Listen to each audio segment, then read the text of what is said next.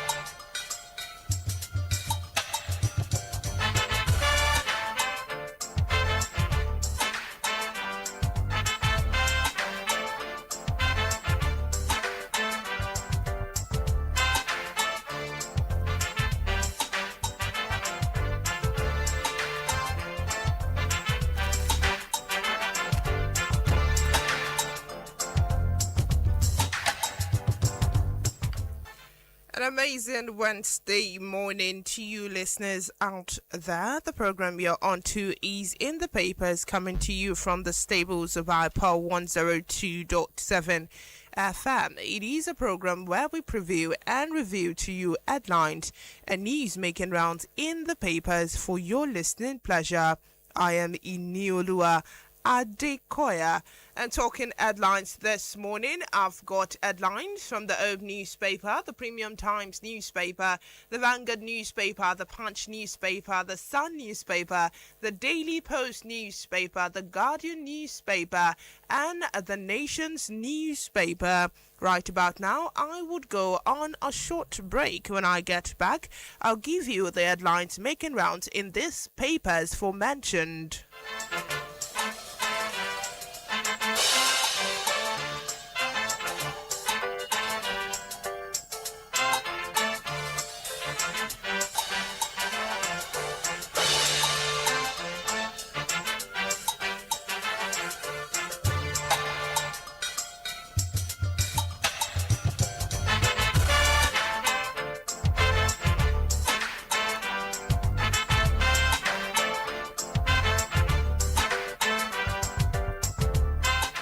Yes, welcome back. Like I made mention earlier, the program is In the Papers on iPower 102.7 FM.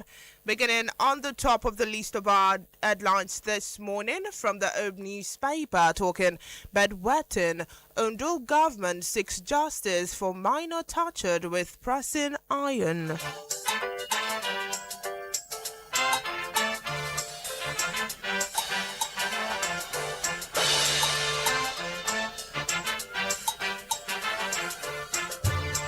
Yes, now talking Orem market fire, Ayedatiwa assures affected traders of government's assistance.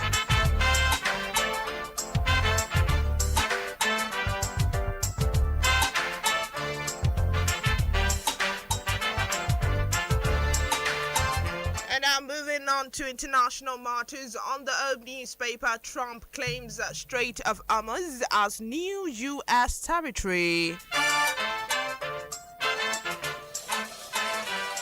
To Premium Times, where we've got this, Tinubu Obi Showore, others sign peace accord ahead of 2027 campaign.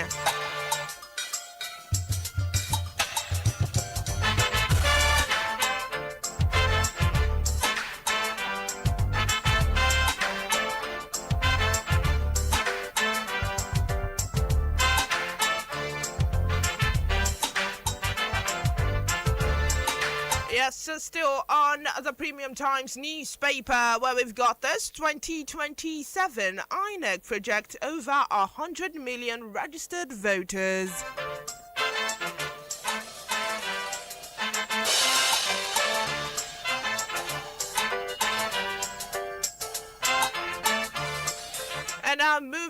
to the Vanguard newspaper. 24 killed, many injured, and fresh Plateau attack.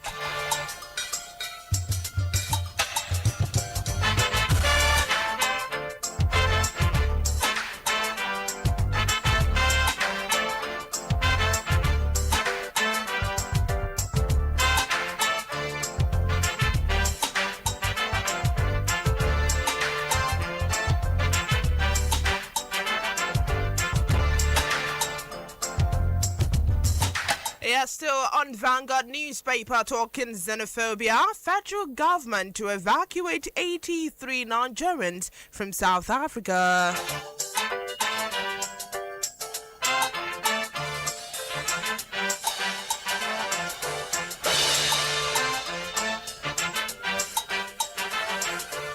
And I'm adding to the Punch newspaper, and DLEA nabs alleged cocaine baron fleeing to Paris.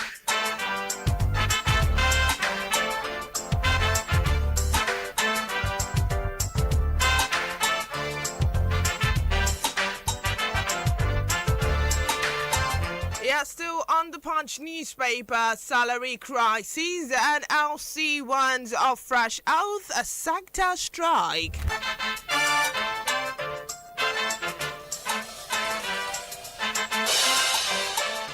Yeah, still on the Punch newspaper, Tinubu EFCC boss meet on seized houses after Oshun freeze row.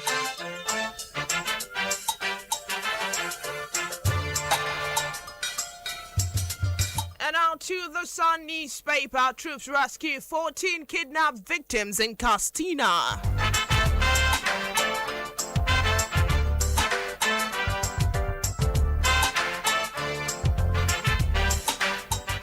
Taking headlines from the Sun newspaper, Kanu's family urges court to list cases, cites 14-day precedent from 2022.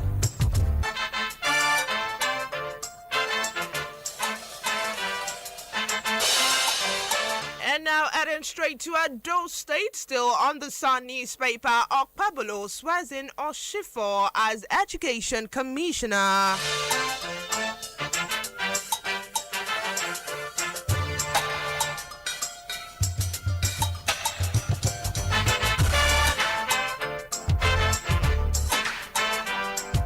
Still on the Sun newspaper, still taking headlines. Oshun election, Oni Eos Tinubu wants Wifuri ahead of 2027 election.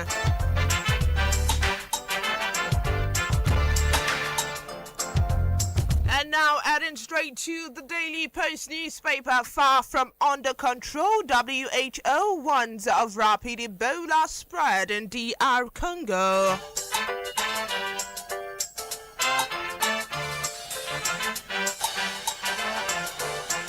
And now moving to Lagos State, EFCC recovers 4.48 billion naira diesel allegedly converted by oil firm in Lagos, and that is on the Daily Post newspaper.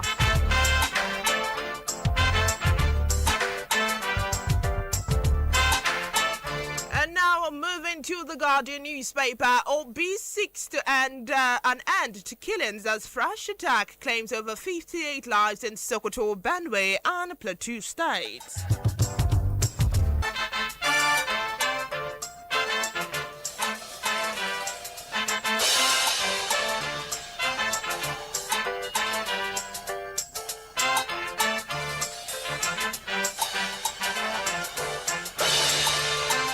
Yes, and now still on the Guardian newspaper, Wike defends Tinubu as Jonathan warns against governor's presence at off-cycle close.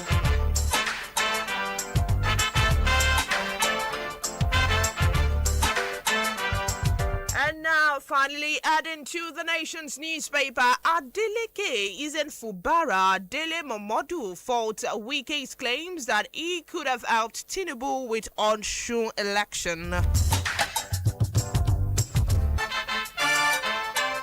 And now, finally, taking headlines from the cable newspaper, Ganduje's son returns to APC after failed bid for rap ticket in NDC.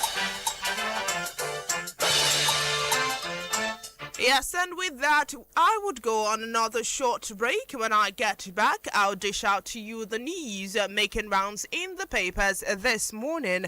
The program is in the papers on iPower 102.7 FM, and I will be right back.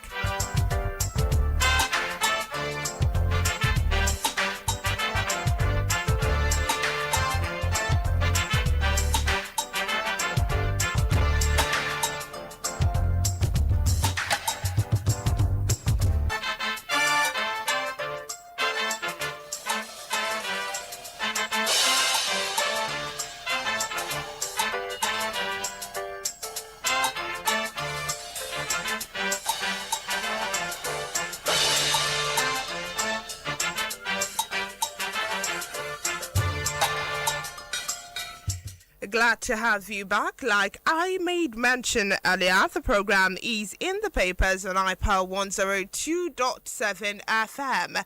Beginning on the top of the list of our news this morning from the Open newspaper and starting from the home front, our market fire. Ayedatiwa assures affected traders of government's assistance. And now to the details. Ondo State Governor Honorable Lucky Orimisan Ayedatiwa has pledged government support for traders affected by the fire that gulfed parts of the Sabo Market Ore in Odigbo local government area of the state. Recall that the incident, which occurred on the 12th of August, destroyed shops and goods estimated at millions of naira, resulting in significant financial losses for the affected traders.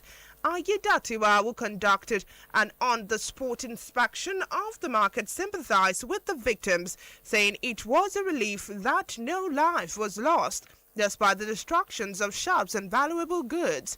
The governor commended the firefighters for swift response, supported by residents, which he said prevented the fire from spreading further. He further stated, and I quote, "I acknowledge and thank all our firefighters for their quick response to ensure that these fires did not escalate more than this. A lot of valuables have been lost, but no life was lost."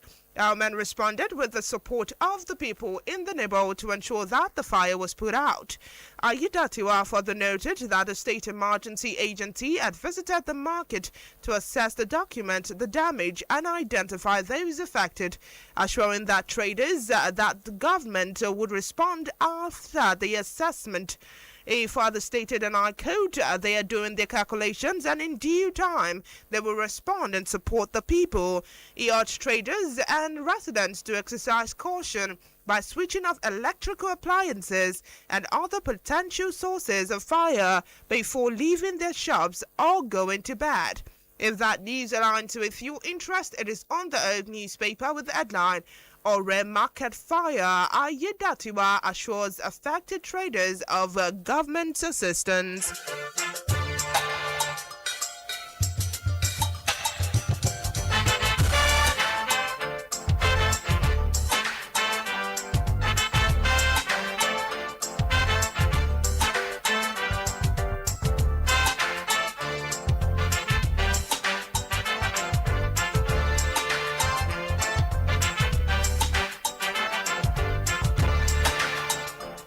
And now moving to international matters on the Old newspaper, Trump claims Strait of Hormuz as new U.S. territory. And now to the details. U.S. President Donald Trump has labeled the Strait of Hormuz as a new U.S. territory in a social media post, escalating his comment over control of the strategic waterway amid the ongoing conflict with Iran.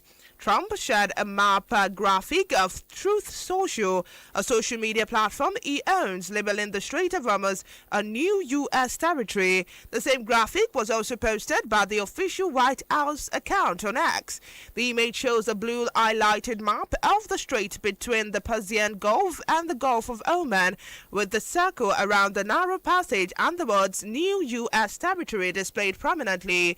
The development follows Trump's recent comments that he would declare the Strait of Hormuz a U.S. territory after defeating Iran. Speaking at a political rally in New York State on Friday, Trump said, and I quote, "After we finish defeating Iran, which is being very badly defeated, pretty soon I'll be declaring the Hormuz Strait a territory of the United States."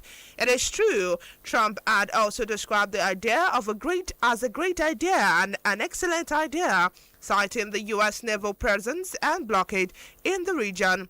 The Strait of Hormuz remains one of the world's most important energy choke points, through which roughly 20% of global oil and gas typically flows. The latest development comes amid an ongoing standoff between the United States and Iran over the waterways, with Iran restricting access to much of the strait while U.S. Navy maintains a blockade of Iranian ports.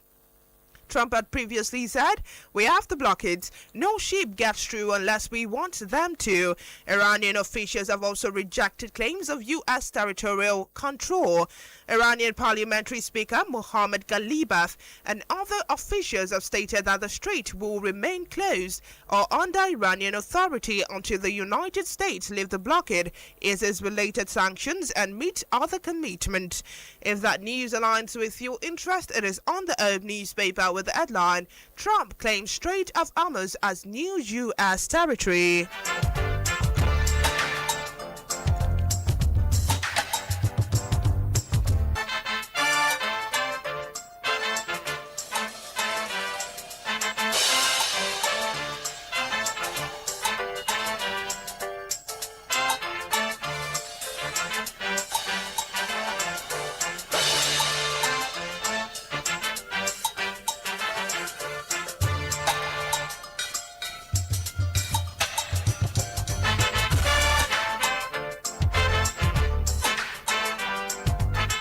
And now, heading straight to the Premium Times newspaper, Tinubu Obishowere, others sign peace accord ahead of 2027 campaign.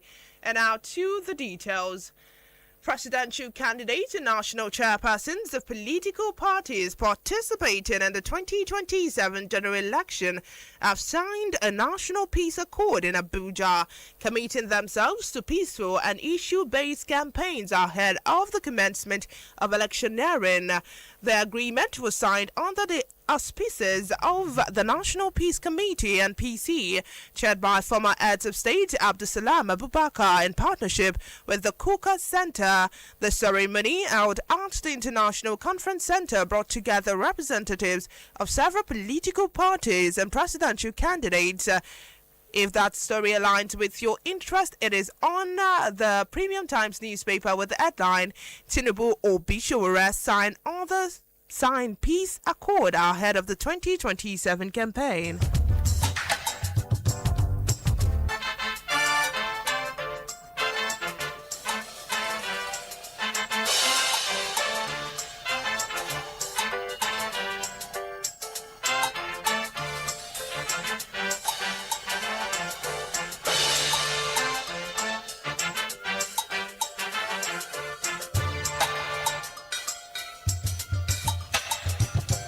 Yeah, still on the Premium Times newspaper, Osun decides 2026. I had no deal with ADCs as Governor Adeleke.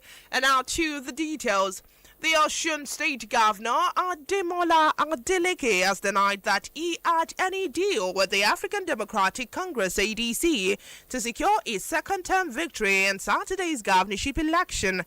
Mr. Adeleke, in an apparent response to a claim by ADC spokesperson Bolaji Abdullahi, said it is important to clarify that the ADC was never part of the Rainbow Coalition that canvassed, mobilized, and supported our campaign in the battle leading to last Saturday's election. Recent earlier reports that ADC spokesperson Mr. Abdullahi claimed that his party's low vote count during the election was due to its collaboration with Mr. Adeleke's party. It said the party's collaboration with Mr. Adeleke's camp was part of the political calculations that contributed to the outcome of the election and its own low vote tally. He said following the 2026 governorship election, the Independent National Electoral Commission (INEC) declared Mr. Adeleke, who contested on the Accord platform, the winner with 511,067 votes. The VTN APC candidate Bola Oyebamiji who polled 444,815 votes. The result gave Mr. Adeleke a winning margin of 66,252 votes, more than twice the 28,344 vote margin by which he defeated Mr. Oyetola in the 2022 election. If that news aligns with your interest, it is on the Premium Times newspaper with the headline, Osun decides 2026, I had no deal with ADC, says Governor Adeleke.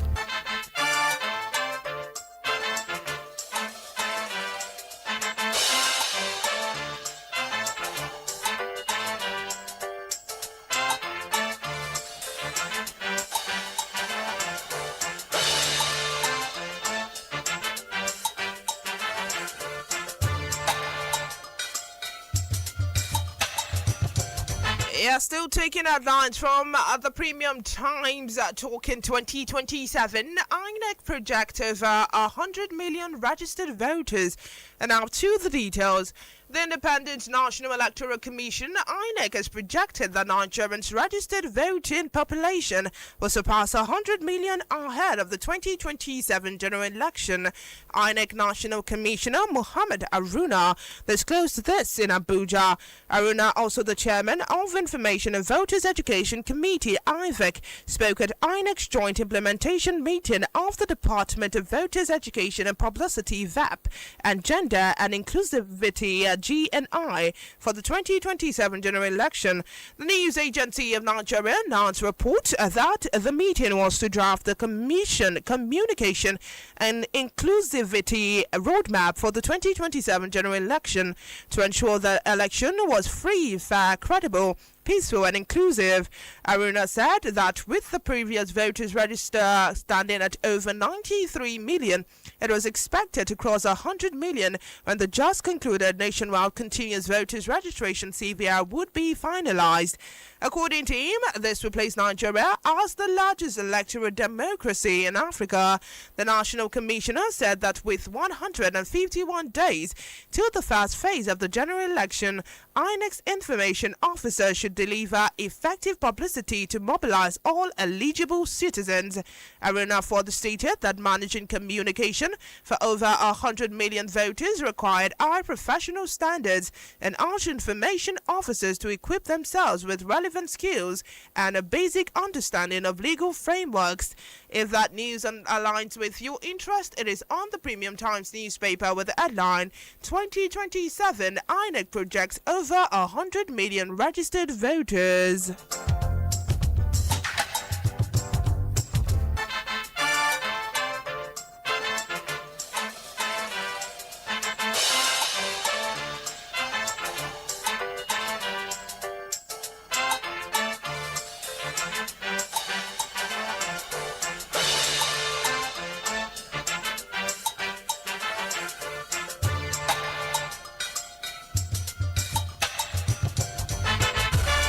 And now I take a flight to the Vanguard newspaper. 24 killed, many injured in fresh Plateau attack. And now to the details. No fewer than 24 persons have been killed and several others injured following a gunman attack on Binpam community in Mango local government area of Plateau State. The attack, according to residents, occurred between Monday night and early hours of yesterday. An eyewitness, Daniel Musa, said the attackers, who were heavily armed, moved from house to house, forcing their way into homes and attacking residents who were asleep. He said, and I quote, our village came under attack last night and in the early hours of yesterday, by heavily armed persons. They were moving from house to house, opening the doors of people who were sleeping and slaughtering them. As of this morning, we have confirmed over 24 deaths, while several others sustained serious injuries and some people are still missing. Another resident, John Daylop, who confirmed the attack, described the situation as terrible. We expected the new commission of police in the state to act quickly and go after those responsible. DALAP condemned the attack as barbaric and urged the state and federal government to urgently strengthen security around vulnerable communities in Mangu and other parts of Plateau State. It said victims who sustained injuries had been taken to nearby hospitals for treatment, while community leaders and residents were making efforts to account for those still missing. Security operatives were also reportedly deployed to the community yesterday to restore calm and prevent further attacks, he added. Efforts to get reactions from security operatives were unsuccessful at the press time. However, Mugwala Youth Movement, which confirmed the attacks, said 24 persons were killed, adding that several residents sustained injuries while homes were reportedly set ablaze and crops destroyed. A statement by its Director of Public Affairs towards Sunday, the movement expressed deep grief, anger and profound dissatisfaction over the incident. The group said the attack had not only resulted into the loss of lives, but also devastated families and threatened the livelihoods of residents who largely depended on agriculture. It expressed concerns that the attack occurred despite the presence of security architecture meant to protect residents, saying repeated attacks on vulnerable communities and raised questions about the effectiveness and responsiveness of the security system.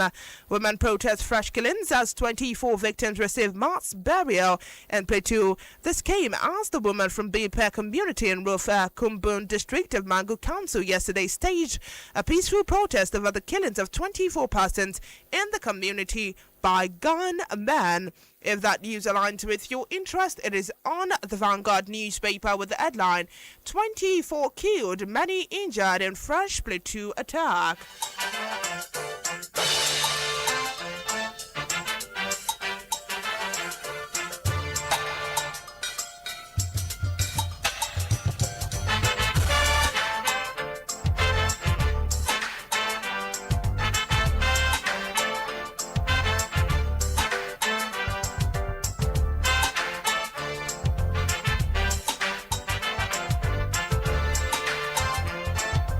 Yeah, still on the Vanguard newspaper, now talking xenophobia. Federal government to evacuate 83 Nigerians from South Africa.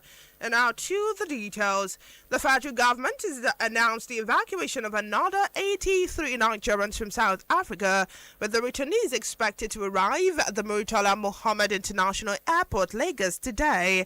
In a statement, the Ministry of Foreign Affairs said the returnees would travel on South African Airways, departing the Oliver Tambo Airport in Johannesburg at 3:35 p.m. local time and arriving in Lagos at approximately 8:45 p.m. the same day. The ministry said the latest batch was facilitated through the intervention and sponsorship of flight tickets by public-spirited private individuals whose support is acknowledged with gratitude. The development comes after conclusion of the federal government voluntary repatriation program, which saw nearly 1,490 Nigerians repatriated from South Africa and rising Afrophobic attacks and anti-foreigner sentiment in the country.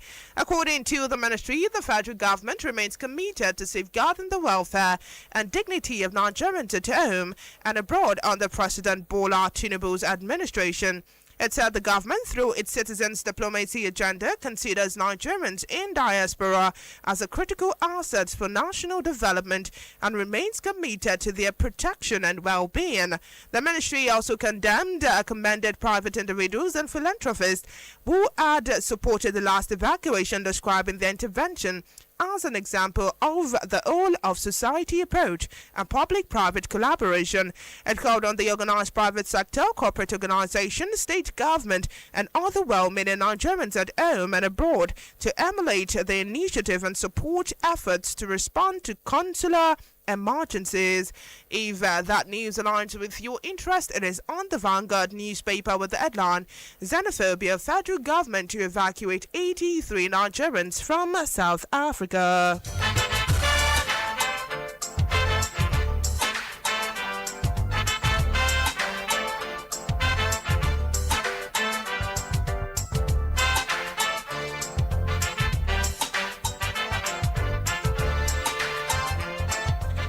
Yes, so now, and then straight to the Punch newspaper. And the LEA nabs alleged cocaine baron fleeing to Paris.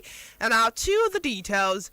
The National Drug Law Enforcement Agency has dismantled an international cocaine trafficking cartel that allegedly used Nigeria as a transit hub for moving illicit drugs to the United Kingdom and other parts of Europe and Asia. The agency also arrested the alleged Nigerian arrowhead of the syndicate, a self-styled luxury goods dealer and social media influencer, Afolabi Kazim Michael, popularly known online as KC Luxury, as he attempted to flee the country. A statement by the agency spokesperson, Femi Babafemi, said the chairman and chief executive officer of the NDLEA, Brigadier General Muhammad Buba Marwa, retired. Disclosed this while addressing newsmen in Lagos. Marwa described the operation as one of the most significant narcotic investigations undertaken by the agency in recent times, saying it led to the seizure of 184.50 kilograms of cocaine, the largest cocaine seizure made through the courier company in Nigeria. According to IRMA, the operation began with the interception of the cocaine consignment concealed for onward export through a courier logistics channel in Lagos. It said following the seizure, he directed the constitution of the Special Investigation Team to trace the entire network behind the shipment from the courier to the masterminds. Marwa said the cartel hoped to realize as much as 39 billion naira from the consignment through its international distribution network. If that news aligns with your interest, it is on the Punch newspaper with the headline, and the LEA nabs alleged cocaine baron fleeing to Paris.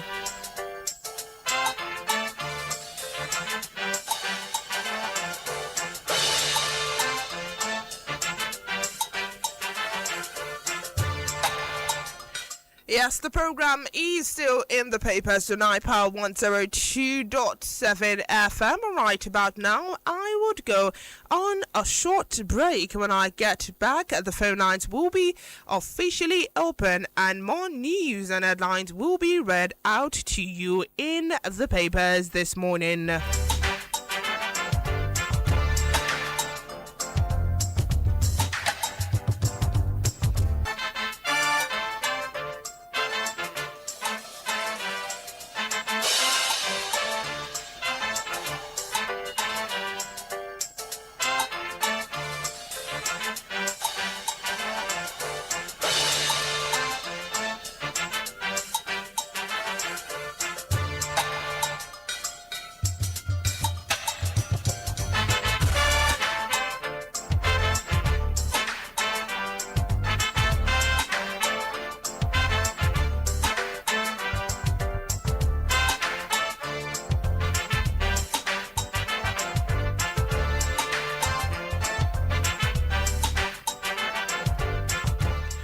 Yes, welcome back. Like I made mention earlier, the program is in the papers coming to you from the stables of iPower 102.7 FM. The phone lines are officially open for comments and contributions to any of the news that piques your interest. The number to call is 0816 552 4699 0816 552 4699. You can call in to make comments and contributions to any of the news that piques your interest. Like I made mention earlier, the number to call is 0816 552 4699. You can also watch us live on our social media handles on Facebook, Instagram and TikTok at iPower 1027 FM.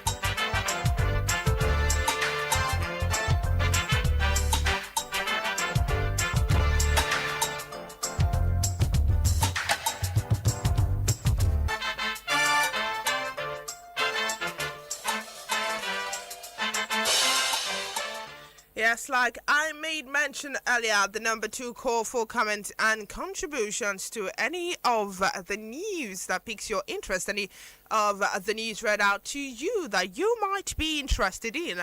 The number 2 call is 0816 552 4699. 0816 552 4699. And now still on the Punch newspaper talking salary crisis, and I'll see once a fresh health sector strike. And now to the details. The Nigerian Labour Congress has urged the federal government to urgently resolve the lingering salary dispute with the joint health sector union, warning that failure to revive negotiations could trigger another industrial crisis in the health sector. The NLC made the call in a letter dated the 6th of August 2026 addressed to the Minister of Labour and Employment and signed by its President, Joe Ajero. The letter followed July 31st communications by the joint health sector unions expressing frustrations over the slow pace of efforts to resolve its demand, particularly the adjustment of the consolidated health salary structure. The NLC said it was concerned that the agreement, memoranda of understanding and collective bargaining agreement reached with the government over the years had yet to fully resolve the grievances of health workers. The Labour Centre therefore appealed to the Labour Minister to intervene and ensure the negotiations resume immediately, while also urging him to engage the Presidential Committee on Salaries on the matter. The NLC warned that a failure to resolve the dispute could have serious consequences, particularly for healthcare delivery and industrial relations in the country. If that news aligns with your interest, it is on the Punch newspaper with the headline, Salary Crisis, NLC warns of fresh health sector strike.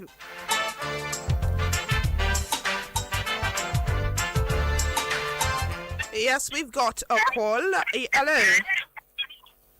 Hello. Hello, are you there? Your name and where you're calling us from, please. Yeah, how are you? I'm good. Your name and where you... How are you doing? I'm coming from... Your name, please. Yes, Dimonda. Okay. Can we have your contribution, sir? Yeah. These issues of salary, what are the NSCC? You made mention of salary structure. Okay. What are the NSCC? Hello, sir. Are you still there, sir? Yeah, I'm asking, so what are they doing? Is there any positive effect of that? I may not be able to answer that, sir. Yeah. I may not be able to answer that, sir. If you're asking me, well, I feel like each sector has one or two things they are doing, and are you asking because you think they are not doing anything, sir? Actually, because we have been having the NSCs negotiating with the federal government. Yeah. What is the result of that negotiation? What's the result? Well, now they are... And the issues of this Ocean State government, I was so happy about it that they was the couldn't very good idea. The election between their standard free and fair election. Yes, sir. Thank you very much for your contribution, sir. Okay.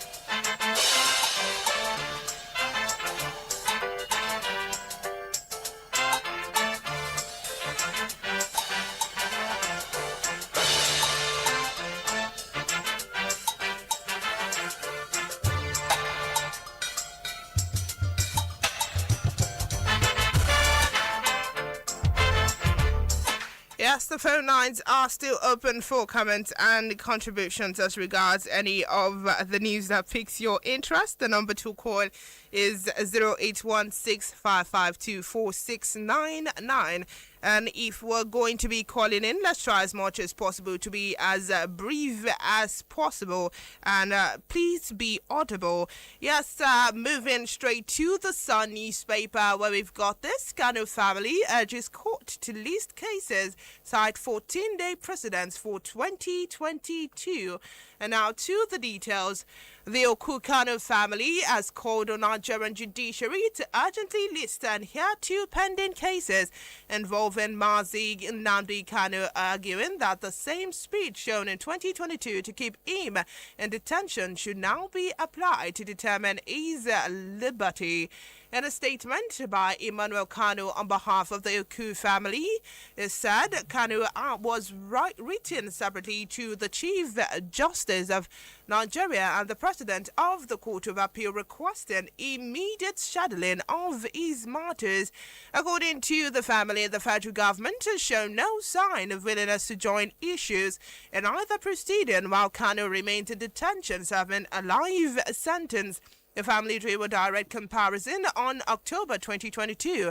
On 13th of October 2022, the Court of Appeal delivered a judgment discharging Kanu and quashing the criminal court against him. The family described it as an acquittal equivalent discharge. The federal government did not release him.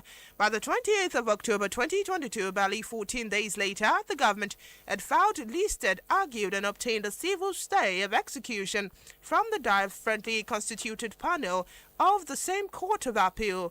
The order, they argued, stopped Kanu from enjoying the liberty granted by the earlier judgment despite criminal appeal of having been finally determined. The family called the use of civil procedure in concluded criminal cases as constitutionally impermissible hybridization. The family said the contrast with current proceedings is stark. Kanu commenced the proceedings before the Supreme Court on the 7th of November 2025, challenging the legality of the court's remittal judgment of the 15th of December 2023. If that news aligns with your interest, it is on the Sun newspaper with headline, Kanu's family urges court to list cases, cites 14-day precedents from 2022.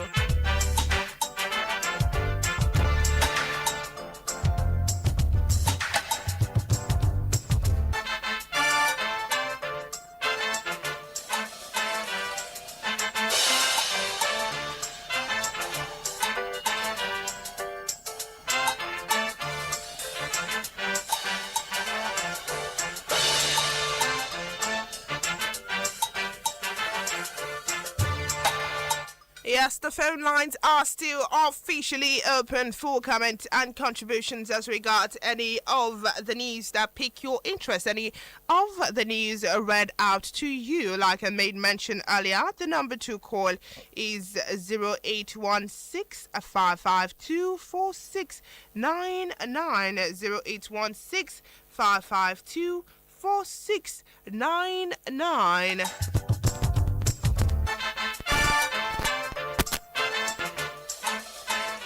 Hello, your name and where you're calling us from, please. I just want to ask whether what is happening in my area. Is it allowed? Sir, you're asking what, sir? Your name first, sir. Okay, Mr. Dayo. Now what I'm asking is that whether I can still contribute that what is happening Yes, in my area. yes, you can, Mr. Dio. Yeah, we have your contribution. I thank the governor for the job organized to housing. But I'm feeling that it should help us to the road that leads to the new stadium road. Okay. Yes, it's not up to 1 kilometer because it's a new that didn't pass through the number. Just an offset to that new stadium road leading to this road that lead to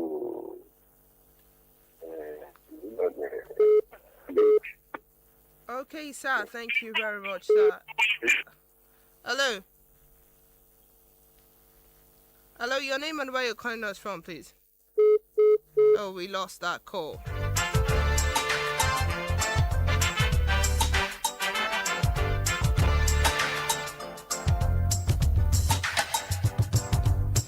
Yes, if you want to make contributions as regards the news read out to you, then the number to call is 0816-552-4699, And now, still on the nation's newspaper with this headline talking Osun election.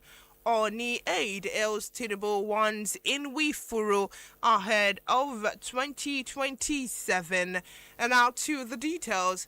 The special assistant to the Oni of Ife, Oba Adeyeye Eniton Ogusi, on Southeast and Diaspora Martyrs Uzoma Ani, popularly known as So To So, has commended President Bola Tinubu for what he described as a selfless commitment to democracy during the Osun State governorship election.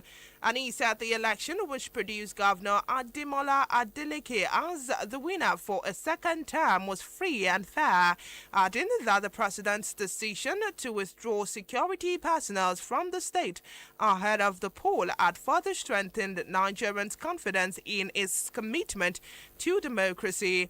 It described Tinubu as a father of democracy in Africa and urged the president to replicate what he called the Osun model in Ebonyi State and other parts of Southeast during the 2027 election. He spoke while addressing newsmen on the outcome of the election. He said the office of the Senior Special Assistant to the Oni of Ife on Southeast and Diaspora Martyrs and members of the Committee on Regularization of Igbo Diaspora Leadership and Titles congratulated Tinubu for ensuring what he described as a credible election in Osun State. If that news aligns with your interest, it is on the Sun newspaper with the headline Osun election Oni aids Els Tinubu once in Wifuri ahead of 2027.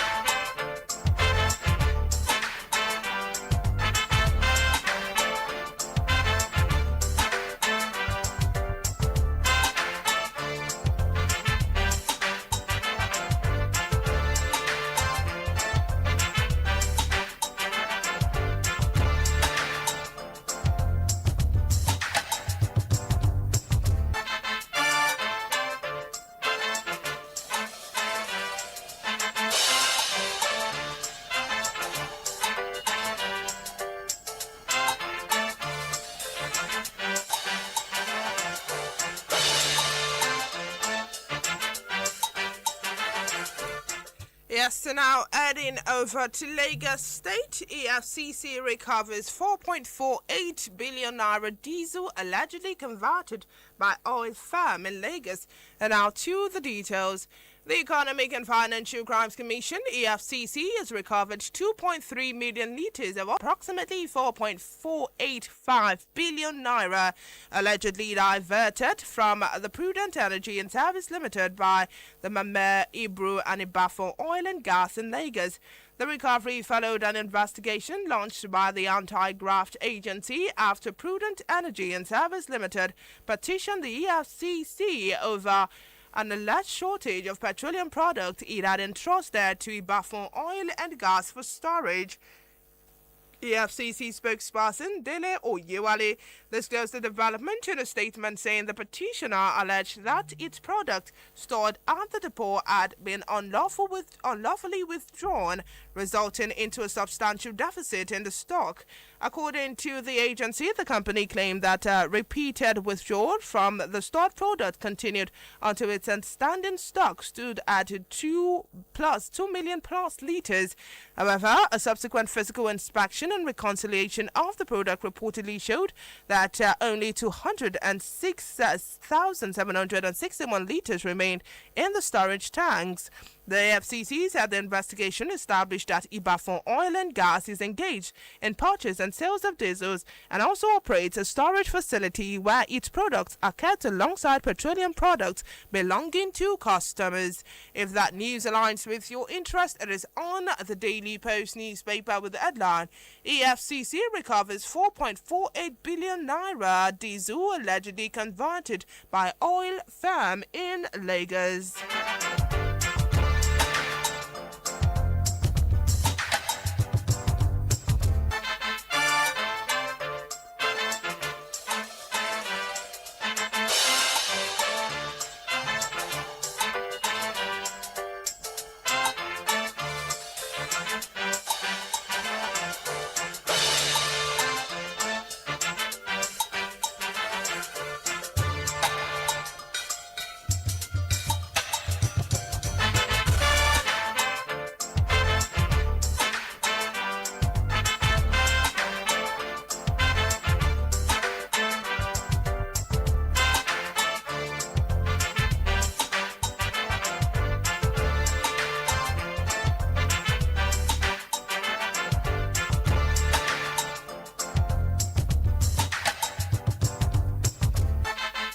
And now, finally, taking news from the Guardian newspaper, Wike defends Tinubu as Jonathan warns against governor's presence at off-cycle polls. And now to the details. Minister of the Federal Capital Territory, FCT, Nyesom Wike, has dismissed claims that the outcome of the Osun State governorship election represented a defeat for President Bola Tinubu and the federal government, saying the poll was conducted freely and fairly. However, former presidential aspirant under the People's Democratic Party, PDP, in 2023 general election, Dele Momodu, cautioned against comparing Osun State Governor Inioluwa Adekoya with his River State counterpart Siminalayi Fubara.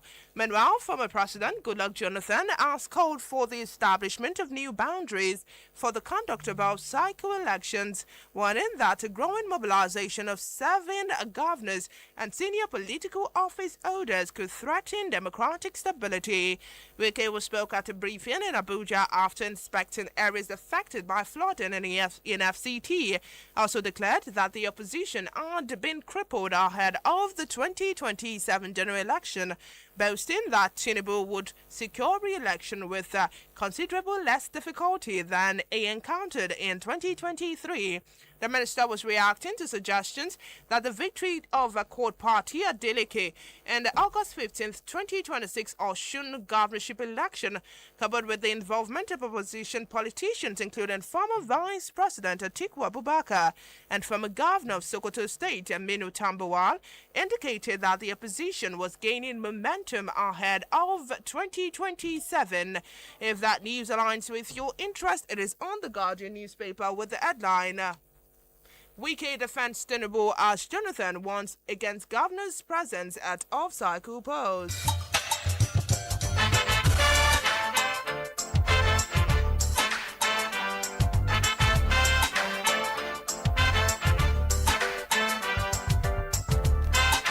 Yes, our time is fast spent on the program this morning. Right about now, we will call it a wrap in today's edition of In the Papers on iPower 102.7 FM. We sincerely hope that this review has kept you informed of conversations making rounds in the papers today. Many thanks to our callers for calling in and making contributions as regards the headlines and news read out